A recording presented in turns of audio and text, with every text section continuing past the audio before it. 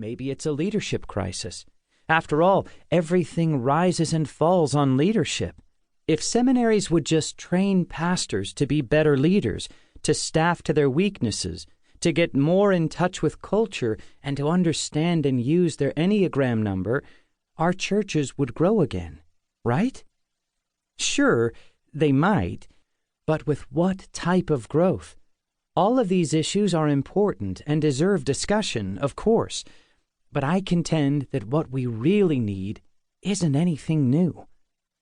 Jesus said his gospel, the events of God the Son coming to earth, living the life we were supposed to live, dying the death we were condemned to die, and rising from the dead to defeat sin and death and offer humanity away to God through his sacrifice, contained such power that not even the gates of hell would be able to resist its advance. Think about this. The gospel is the one thing in the New Testament other than Jesus himself that is referred to directly as the power of God. Not contains the power of God, not channels the power of God. The gospel is itself the raw, unstoppable, death-defeating power of God. The Apostle Paul explains in his letter to the Romans, in Romans chapter 1, verse 16, that the gospel is the power of God unto salvation for all who would believe. When dynamite was invented in the 18th century, its name was derived from the Greek word Paul uses in Romans chapter 1 for power, dunamis. Now, Paul, of course, didn't know anything about dynamite, but I think it's still a good image to use when thinking of the gospel. The gospel is God's power to create, to redeem, to heal, to bring back from the dead. It doesn't offer insights on a new or superior technique. It is raw, explosive power. My dad told me that when he was a boy, one of the worst whoopings he got was when he broke into his dad's company's shed and borrowed some dynamite. He wanted to go fishing. I know that raises a lot of questions. Suffice it to say, we're fortunate to still have Dad around. As a boy, my dad may not have known about risk, but he knew something about power. Fishing sure is a lot easier when you do it with dynamite, Dad said. Toss the dynamite in the pond, wait for the boom, and then watch as lifeless fish float to the surface. That's Western North Carolina fishing right there.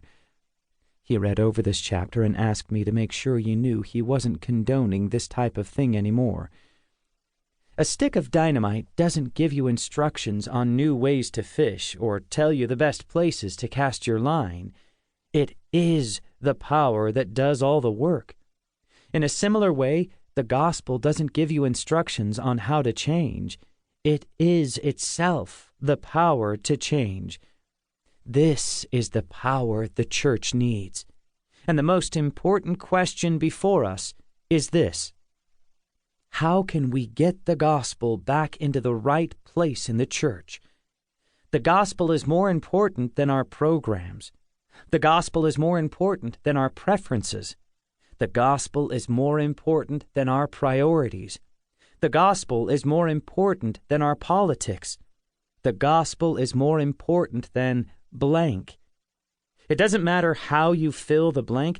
The gospel is always and will always be most important. My guess is if you picked this book, you believe the gospel. You believe that God is holy and glorious and worthy, and that you are sinful. You believe in what Jesus has done for you. But like many believers, when it comes to the pursuit of abundant life, you believe in other things as well. The gospel is one alternative among many. Here's the reality. If the gospel is not above all, it loses its power to change us, our families, our neighborhoods, our places of work, and our world. In fact, if the gospel is not above all else, it's not even the gospel anymore. We need the power of the gospel, the raw power of God, to bring transformation to every area of our lives, and then to our community.